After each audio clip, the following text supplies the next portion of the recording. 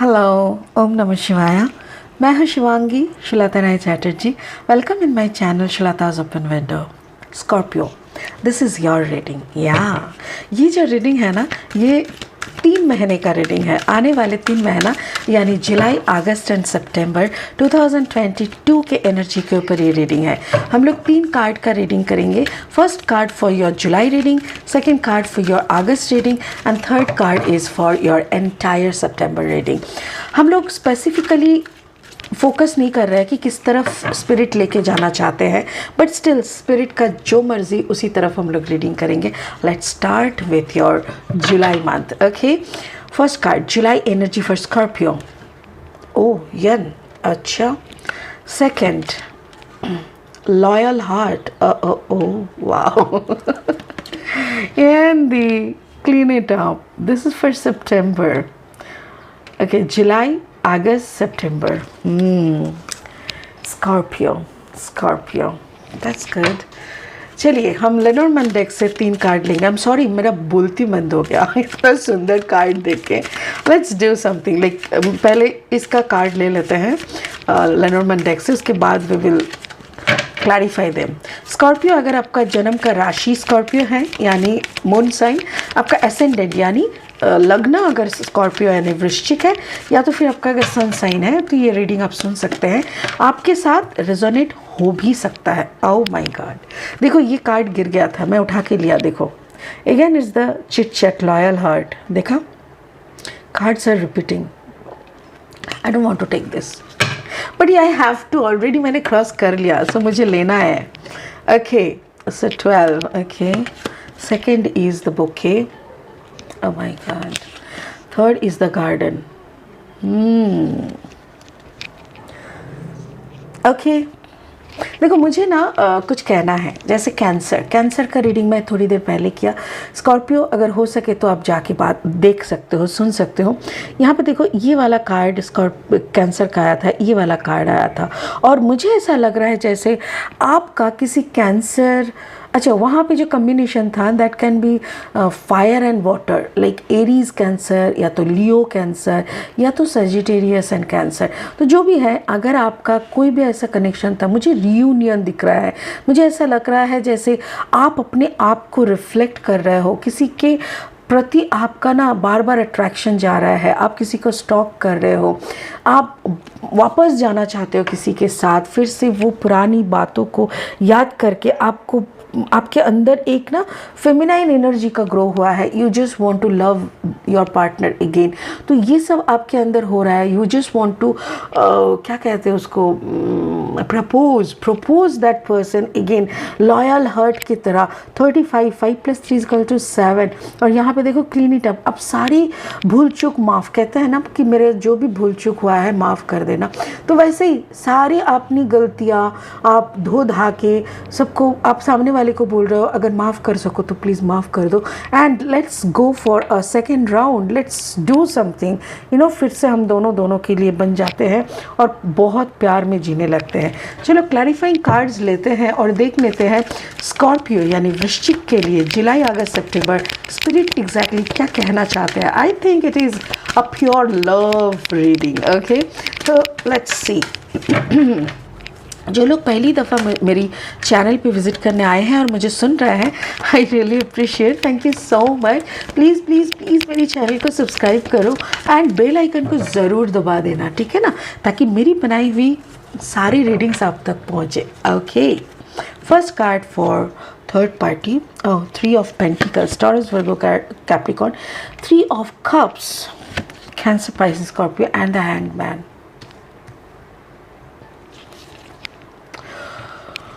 ओह God, दिल भारी भारी हो गया। इसको देख के तो दिल गार्डन हो गया था, अभी लग रहा है दिल भारी भारी हो गया मुझे। अच्छा, ये स्पिरिट का ब्लेसिंग कार्ड है जिसको हम लास्ट में क्लैरिफाई करेंगे। फर्स्ट हम शुरू करते हैं आपका जुलाई का एनर्जी को लेके। जुलाई का जो एनर्जी है ना, जैसे आप अपने, जैसे कहते हैं ना कि एक इंसान के जो समर्पण भाव, यानी समर्पण यानी फेमिनाइन एनर्जी, एक इंसान के समर्पण भाव में आप ऑलरेडी फिदा हो। किसी से आप बहुत प्यार करते थे, बहुत ज़्यादा, खुद से ज़्यादा, हद से ज़्यादा, और इस इंसान को आपको कभी कभी लगता है ना कि वो इंसान आपसे दूर है, वो इंसान किसी और की ज़िंदगी में है, तो आपको कभी कभी लगता है कि उस इंसान को उठा के अपनी ज़िंदगी में फिट कर ले, जो भी उसकी गलतियां है उसको माफ़ करके ठोक पीट के उसको अपनी तरीके से बना लेने का आपको बड़ा मन करता है, तो आप ना उसको स्टॉक करते रहते हो। बट मेरे ख्याल से ये रिलेशनशिप ख़त्म हो चुका है कुछ साल पहले, तो जो भी है, but still you people are connected, maybe little bit, बहुत थोड़ा सा आप कनेक्टेड हो।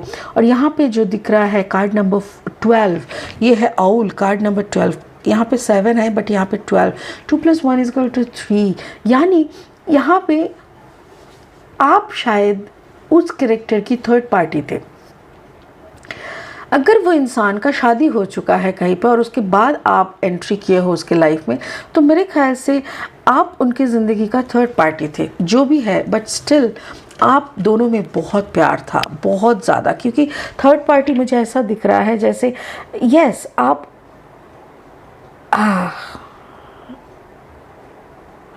अभी आपको ना दूर से ऐसा लगता है जैसे वो अभी भी आपके लिए इंतज़ार कर रहा है, बट अगर आप पास जाओगे ना तो आपको पता चलेगा कि शायद वो अपनी ज़िंदगी में बहुत आगे निकल चुके हैं। कैसी ज़िंदगी में? हो सकता है कि वो अपना, देखो ये जो कार्ड है ना, ये कार्ड बहुत कुछ कहता है। इस कार्ड को गौर से देखोगे ना तो इसका जो कारीगरी है, इसका वॉल, इसका जो आर्च, ये सब देख के ऐसा लगता है कि ये कोई चर्च हो सकता है, कोई मस्जिद हो सकता है, कोई मंदिर हो सकता है। मुझे ऐसा लग रहा है कि may be this person is in a spiritual background now. हो सकता है कि कोई कारण से ये कोई मोटिवेशनल काम या स्पिरिचुअल एक्टिविटी में आगे बढ़ चुके हैं, खुद को सन्यासिनी या सन्यासी बनाने का कोशिश किया है, खुद सब कुछ में रह के भी सब कुछ से दूर बहुत ही एक डिफरेंट लाइफ शायद जीते हैं। अगर वो औरत है, पकड़ लेता है कि दिस इज़ दैट, ये वो पर्सन है, तो उसके साथ हो सकता है कि उसका कोई बच्चा है जिसको लेके वो एक ऐसा ज़िंदगी जीते हैं। अगर ये उसका पार्टनर भी हम पकड़ लेते हैं कि इस औरत का हस्बैंड है, तो भी देखो हस्बैंड से औरत कितना दूर खड़े हैं और बच्चा उसके बगल में है। तो मतलब समझ पा रहे हो कि इस रिश्ते में भी, जो शादी वाला रिश्ता है उसमें भी वो इन्वॉल्व नहीं है, उसका एक दूरी बना हुआ है। एंड ये जो आर्च है ना, ये मुझे मंदिर का याद कराता है, मंदिर, मस्जिद, जो भी है। तो मुझे वही लग रहा है जैसे वो धर्म यानी रिलीजियस पर्पस में खुद को धकेल दिया है एंड अपने बच्चे के साथ रह रहा है, अपने पति से दूरी बना के। इसका मतलब क्या है? हो सकता है कि इसने आपकी ज़िंदगी, आपके साथ ही जितना प्यार किया है वही क्या है। Now this person is totally खुद को आइसोलेट करके रख दिया है, ये मुझे लग रहा है। ये जुलाई में शायद आपको कम्प्लीटली पता चलेगा कि एक्चुअल में ये पर्सन कहीं पे मतलब अपने हस्बैंड के साथ फंसा हुआ है या नहीं। अच्छा, अगस्त में क्या हो रहा है ना, अगस्त में आपको कंफर्म हो जाएगा कि वो पर्सन सच में एक सात्विक ज़िंदगी जीते हैं, अपना धर्म निभाते हैं और अपने बच्चों का। और जैसे ऐसे देखो, इस बर्ड को देखोगे ना तो ऐसा लगेगा जैसे बीच में एक मिरर है और इसी का साया इधर पड़ रहा है। This is a mirror effect type का लग रहा है। बट अब जान के रखो, जैसे आप भी जैसे इनके लिए इंतज़ार कर रहे थे, ये भी आप ही के लिए इंतज़ार कर रहे थे। बट यहाँ पे एक वक्त का बहुत कैसे कहे जैसे बीच में ना बहुत सारे वक्त निकल गया है। Card number 35, 5 + 3 = 8। एक ज़िंदगी का एक दूसरा रूप दोनों ने देख लिया। आपने भी शायद आपकी ज़िंदगी में काफ़ी अबांडेंस आ चुके हैं, या तो सामने वाले आपके जो पार्टनर उनकी ज़िंदगी में काफ़ी अबांडेंस आ चुके हैं। जो भी है, ये जो आपकी जो प्रपोज़ल है, यानी आपका जो प्यार का जो वो है ना, वो अभी उसको छू नहीं पा रहा है।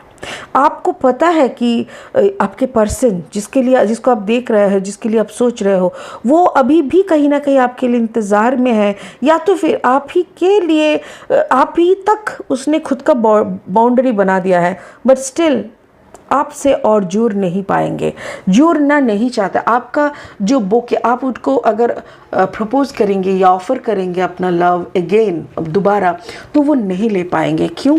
क्योंकि शायद उनको वो बोलेंगे कि look, I am not in this life anymore. I am leading a very restricted life. मैं एक ऐसा रेस्ट्रिक्टेड लाइफ लीड कर रही हूँ जहाँ पे खुशियाँ या ऐसी ज़िंदगी का कोई मोल नहीं है। सो मुझे अभी इस सब में इन्वॉल्व नहीं होना है। तुम ये जान के रखो कि अगर अभी भी किसी से मेरा दिल किसी से लगा हुआ है या किसी तक मैंने अगर प्यार किया है, तो दैट इज़ यू। तो मुझे ऐसा लग रहा है कि ये कंसेप्ट आपका क्लियर हो जाएगा कि आपका पर्सन कभी और किसी के साथ कुछ नहीं किया है, बल्कि आप ही के लिए इंतज़ार करके नाउ वो उस रिश्ते को भी और कंटिन्यू नहीं करना चाह रहा है। सितंबर, अगस्त हो गया, सितंबर में आप फिर धीरे धीरे खुद को उस सब सारी मेमोरी से ना खुद को निकालना शुरू करेंगे। आपको समझ में आ जाएगा कि ओके, सो उसने मेरे से प्यार किया, वो अभी खुद अपने ज़िंदगी में उड़ चुके हैं। So now I have to clean all my memories.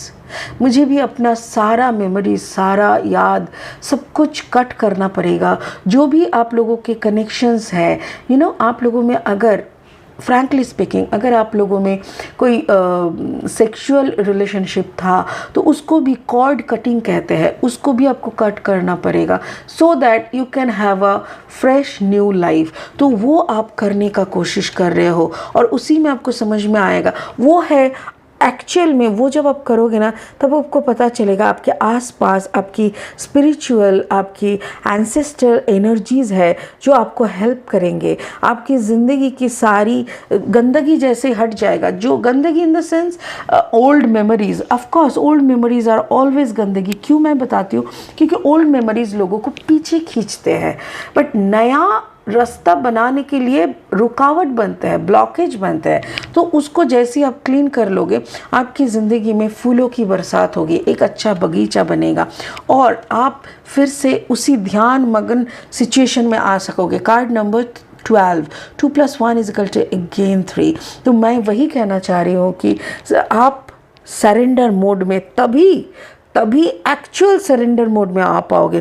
क्योंकि अभी अगर आप जी भी रहे हो ना इनसे दूर हो के, फिर भी ना हर जगह पे जैसे आपकी ज़िंदगी का एक कड़वापन, आपको कुछ अच्छा नहीं लगता, हर बात पे आप चिल्ला देते हो, आप बोलते हो मतलब की बात करो, क्या इधर उधर की बात कर रहे हो। आपके अंदर एक अजीब सा ना जैसे तूफ़ान उठने की पहले जो एक होता है ना, वैसा, या तो फिर सारा टाइम आपके अंदर एक तूफ़ान चल रहा है। You are tired with your frustrations, but कहीं पे झाड़ने का कुछ नहीं है। तो ये सब होते होते ना आपको समझ में आएगा कि क्योंकि आपका वो जर्नी, आपकी जो ये पर्सन के साथ आपका वो जर्नी ख़त्म नहीं हुआ है। वो ख़त्म जब तक नहीं होगा तब तक आप आगे नहीं बढ़ पाओगे। इसीलिए स्पिरिट बोल रहा है कि आपको अगर उनको समझना है, कुछ अगर बाकी रह गया है, हाँ थोड़ा सा कुछ तो बाकी रह गया है, अगर कुछ बाकी रह गया है तो उसको ख़त्म करो, बात करो, करके उसको ख़त्म करके फिर अपना सारा मेमोरीज़, अपना कॉर्ड कटिंग सब कुछ ख़त्म करके तब अब आगे के लिए खुद को सरेंडर मोड में लाओ, तभी जाके आप आगे बढ़ पाओगे। वरना ये ज़िंदगी आपको एक ब्लॉकेज एरिया में रोक के रखा है Scorpio. It is really pathetic. मुझे सच में बुरा लग रहा है आपके लिए, क्योंकि आप अगर एक्चुअली ये किसी का दोष नहीं है। अगर आप दे रहे हो कि तेरे लिए मेरा ज़िंदगी बर्बाद हुआ है, all human being is selfish है, सारे को सिर्फ अपना पड़ा है। ऑफ कोर्स आपको भी तो अपना पड़ा है, वरना इतना गुस्सा कहाँ से आ रहा है आपको? अगर सभी कोई सेल्फिश है तो आप भी तो सिर्फ खुद ही का सोच रहे हो। That means you are also a selfish person, right? तो ये जो सारी बातें हैं प्लीज़ पर्सनली मत लीजिएगा, क्योंकि यहाँ पे मैं किसी को पर्सनली अटैक नहीं कर रही हूँ। क्योंकि आप कौन इस वीडियो को सुन रहे हो, पर्सनली मैं किसी को नहीं जानती। It's a general reading. Scorpio का मेंटालिटी जो मुझे इस कार्ड के ज़रिए स्पिरिट बता रहा है, मैं वही बता रही हूँ आपको। ठीक है। स्पिरिट का ब्लेसिंग जो है वह है Diana, focused intention, think about what you desire. आप क्या चाहते हो उस पे आप डिज़ायर, आप उसी पे फोकस करो, उसी को सोचो। सेट योर साइट हाई, इतना अच्छा, इतना उम्दा, इतना ऊपर की तरफ आप अपना हाइट मतलब साइट ये करो, सेट करो। Expect the best possible outcome. Exactly, कुछ अच्छा पाने के लिए कुछ बड़ा को टारगेट बनाना पड़ता है। बड़ा मतलब हायर कॉन्शियसनेस को। जब हमको अपना और बढ़ोती चाहिए तो हमको अपने को पहले बड़ा बनाना होता है। इफ़ आई एम अर्निंग 1000, सोचो 10,000, 20,000, 50,000 जो भी है, 1000 की गंडी में मतलब 1000 की औकात में अगर मैं हूँ तो और अगर मैं लाखों की औकात में जाना चाहती हूँ तो कितना बड़ा छलांग मारना पड़ेगा। तो क्या मैं चोरी करूं? नो, मैं खुद को शार्प करूंगी, खुद की नाइफ को इतना शार्प करूंगी कि मुझे चुना जाएगा कि चलो आ जाओ, 1000 की गड्डी से लाखों की गड्डी में आ जाओ। तो ऐसा है, खुद का साइट को अप करना है, खुद को टारगेट के साथ फिट करना है और तभी जाके कुछ अच्छा और बनता है। ठीक है ना।